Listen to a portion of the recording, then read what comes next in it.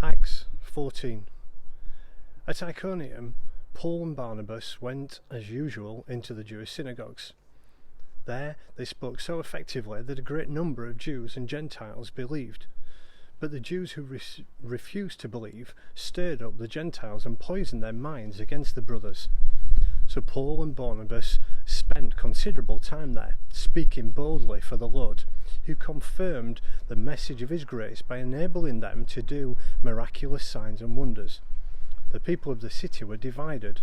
Some sided with the Jews, others with the apostles. There was a plot afoot among the Gentiles and Jews, together with their leaders, to mistreat them and stone them.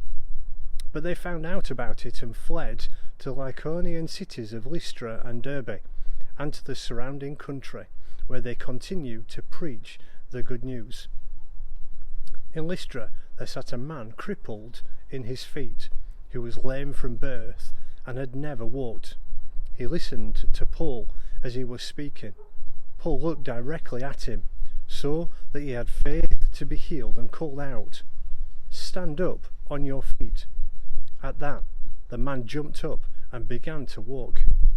When the crowd saw what Paul had done, they shouted in the Lycaonian language, "The gods have come down to us in human form." Barnabas they called Zeus, and Paul they called Hermes, because he was the chief speaker. The priests of Zeus, whose temple was just outside the city, brought bulls and wreaths to the city gates, because he and the crowd wanted to offer sacrifices to them.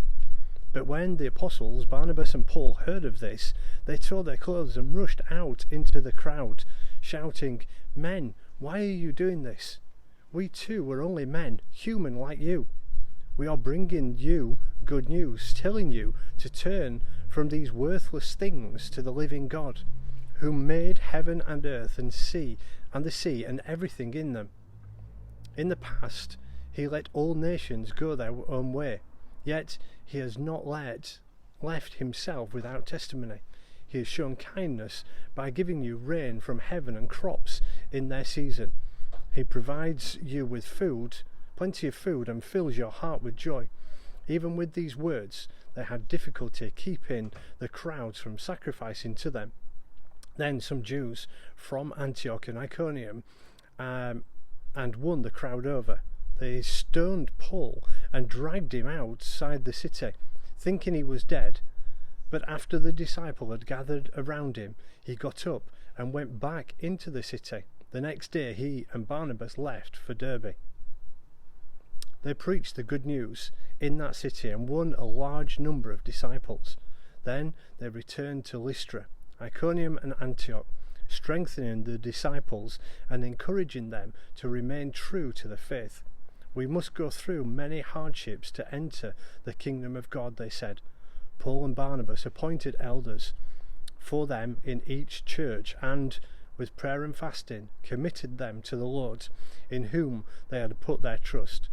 After going through Pisidia, they came to Pamphylia, and when they had preached the word in Perga, they went down to Attalia.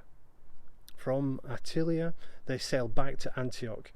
When they had been committed to the grace of God for the work they had now completed, on arriving there, they gathered the church together and reported all that God had done through them, and how he had opened the door of faith to the Gentiles, and they stayed there for a long time with the disciples.